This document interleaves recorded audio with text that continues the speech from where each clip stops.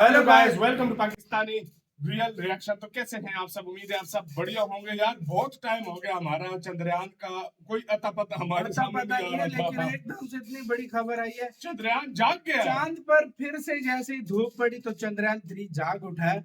मतलब भारत ने ऐसी सिमत में उसको लगा के बंद कर दिया था कि मतलब शायद डाल दिया था। फिर से किरणें पड़े तो फिर ऑन हो जाए, और वही हुआ, फिर से जाग उठा है चंद्रयान। बहुत बड़ी खबर आ रही है। पैरामेडिकल एजुकेशन का वीडियो का लिंक मुझे डिस्क्रिप्शन में, देखते हैं हुआ क्या। अकाउंट सवेरा और उसी के साथ जाग गया चंद्रयान। अब शुरू होगा चंद्रयान 3 का मिशन 2.0।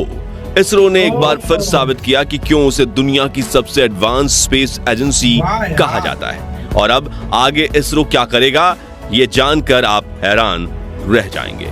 जी हाँ दोस्तों, जैसा कि प्लान किया गया था, हमारा चंद्रयान 3 यानी विक्रम लैंडर और प्रज्ञान रोवर चांद के दक्षिणी ध्रुव में नए दिन का सवेरा होते ही जाग गए हैं और पूरी एनर्जी के साथ अपने काम पर लगने के लिए तैयार हैं। लेकिन इसरो ने यह कारनामा आखिर किया कैसे? विक्रम और प्रज्ञान को दोबारा नींद से क्यों जगाया गया? और अब आगे ये कौन कौन से कारनामे करने वाले हैं, यही सब हम आज आपको बताएंगे। इसलिए वीडियो को अंत तक जरूर देखिएगा। साथ ही अगर आप चैनल पर नए हैं तो सब्सक्राइब करना बिल्कुल भी ना भूलें। दोस्तों, चंद्रयान 3 के लॉन्च होने से पहले इसरो ने इस मिशन का जो प्लान दुनिया को बताया था, उसके अनुसार यह मिशन 4 सितंबर के दिन पूरा होकर खत्म हो जाना चाहिए था। लेकिन आज चंद्रयान को चंद्रमा के दक्षिणी ध्रुव पर लैंड किए 1 महीने का समय बीत चुका है और हैरानी की बात यह है कि हमारा यह मिशन अभी भी जारी है। अभी की बात करें तो हाल ही में इसरो वैज्ञानिक ने प्रज्ञान रोवर और विक्रम लैंडर को एक कमांड देकर गहरी नींद से जगा दिया है और इसी के साथ चंद्रयान 3 मिशन का दूसरा अध्याय अब शुरू हो चुका है। यानी अभी तक चंद्रयान 3 ने जो कुछ भी अचीव किया वो सिर्फ इस मिशन का एक पार्ट था और अभी आगे इसकी कहानी बाकी है। लेकिन सवाल ये उठता है कि ये सब आखिर हुआ कैसे? अगर चंद्रयान 3 मिशन 4 सितंबर को खत्म होने वाला था तो इसे इतना आगे तक क्यों बढ़ाया गया?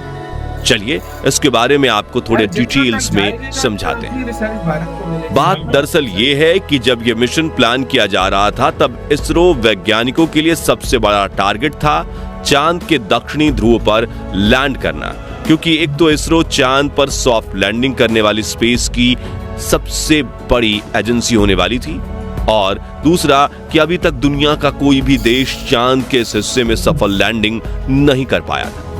इसके अलावा 4 साल पहले चंद्रयान 2 मिशन के दौरान इसरो ऐसा करने में फेल हो गया था, जिसकी वजह से चंद्रयान 3 मिशन में सफल लैंडिंग करना न सिर्फ एक बड़ा चैलेंज बन गया था, बल्कि इसमें भारत की साख भी दांव पर लगी हुई थी।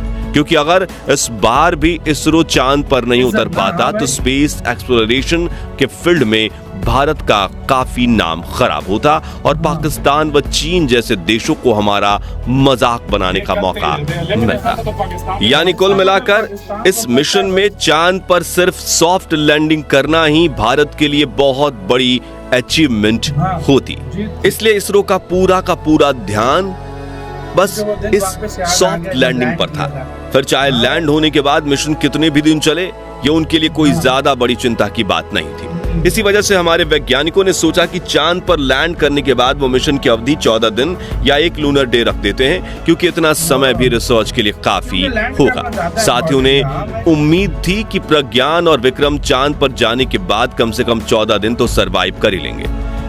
यही सब सोचकर इस मिशन में लैंड होने के बाद की अवधि 14 दिन रखी गई, जो सही मायनों में 4 सितंबर को पूरी हो गई थी। लेकिन कहानी में नया ट्विस्ट तब आया जब 14 दिन पूरे होने के बाद भी इसरो ने इस मिशन को पूर्ण घोषित नहीं किया और विक्रम और प्रज्ञान को स्लिप मोड में डालकर मिशन 1 लूनर डे के लिए आगे बढ़ा दिया गया।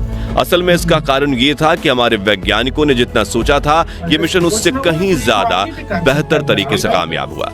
वैज्ञानिकों को उम्मीद भी नहीं थी कि 14 दिन रिसर्च करने के बाद भी विक्रम और प्रज्ञान दोनों एकदम सही सलामत हालत में थे, जैसा कि उन्हें चांद पर पहले दिन भेजा गया था। इनके सभी सिस्टम और सारे पेलोड बिल्कुल ठीक तरह से काम कर रहे थे। ऐसे में वैज्ञानिकों को मिशन यहीं समाप्त करना एक नुकसान की तरह लग रहा था। दरअसल चंद्रयान 3 मिशन सिर्फ इसरो या भारत ही नहीं बल्कि पूरी साइंस कम्युनिटी के लिए एक बहुत ही बड़ी अचीवमेंट साबित हुआ है। हाँ, चांद पर इसने जो लैंड किया वो सिर्फ इसरो और भारत की अचीवमेंट मानी जा सकती है, लेकिन उसके बाद उसने वहां की दुनिया में जो खोज की वो पूरी मानव जाति के लिए एक बड़ी उपलब्धि है।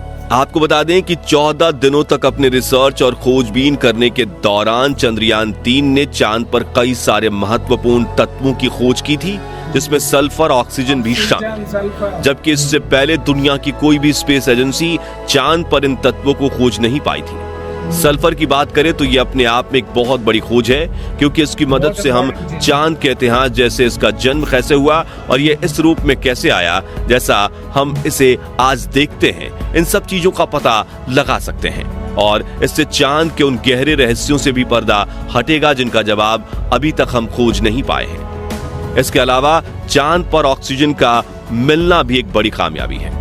आपको यह याद होगा कि चंद्रयान 1 ने चांद पर पहली बार पानी की खोज की थी और अब चंद्रयान 3 ने ऑक्सीजन की।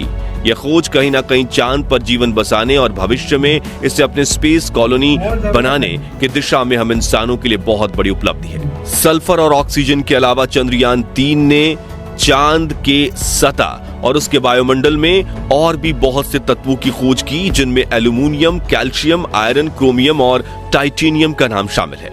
इन सारी अचीवमेंट्स ने वैज्ञानिकों को इस बात के लिए प्रोत्साहित किया कि वो इस मिशन को और आगे बढ़ाएं, क्योंकि चांद की इस दुनिया में और भी कई ऐसे खोज और खजाने और रहस्य छुपे हुए हैं जिनसे हम पूरी तरह अनजान हैं। यही सोचकर वैज्ञानिकों ने चांद के दक्षिणी ध्रुव में रात होने पर मिशन को खत्म करने के बजाय विक्रम लैंडर और प्रज्ञान को स्लिप मोड में डाल दिया।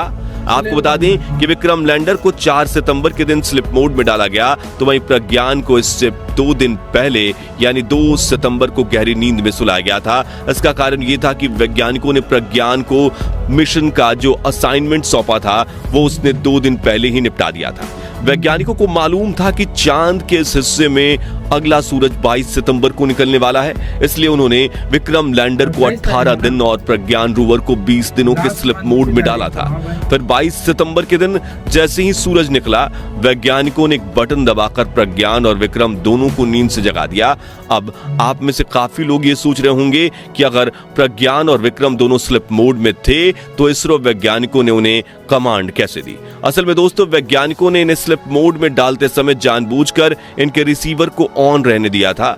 उन्हें पता था कि स्लिप मोड से बाहर निकलने के लिए ये इन्हें कमांड देने की जरूरत पड़ेगी और यही सोचकर इनके रिसीवर ऑन रखे गए। तो इसीलिए तो यार वीडियो खत्म यार, बहुत बड़ी बात है यार। हालांकि -200 -180 का वो तापमान सर्वान उधर मतलब तापमान लेकिन फिर भी उसमें कैसे बर्दाश्त किया किया था? उस तापमान को। हाँ। और अपना देखो फिर से भाई, अपना मतलब आज से 1 महीने पहले भारत ने तारीख रकम की थी वाकई दुनिया में, वाकई और आज देखो फिर से आज 23 तारीख के 23 तारीख को बहुत वाकई खुशी हो रही है। मुझे वो दिन याद आ गए जो लास्ट मंथ जब लैंड किया था, लैंड किया था मेरे वाकई में। माइंड में वो दिन ये आ गया मतलब एकदम। फिर से अभी फिर से काम स्टार्ट करेगा। हाँ। अब क्या होता है, किस तरीके से वो आने वाले दिनों में इसरो बताएगा कि क्या हमने करना है, किस तरीके से। यार मजा आ गया देखकर। मजा इसरो आएगा। कमाल है, इसरो कमाल है सच इसरो में। भाई ऐसे तो नहीं है ना, इसरो फिर इसरो है। सही बात है, सही बोला है, सही और फिर से जाके आप पता नहीं वो इन 14 दिनों में क्या क्या ढूंढेगा, क्या पता फिर स्लिप मोड में डाल के फिर से ऑन करे। बिल्कुल। मतलब सोलर है ना इनके ऊपर, तो ये बिल्कुल। भारत बहुत रिसर्च कर सकता बहुत है। रिसर्च कर आपको इसका कहना है, कमेंट सेक्शन में अपना बहुत सारे कार्य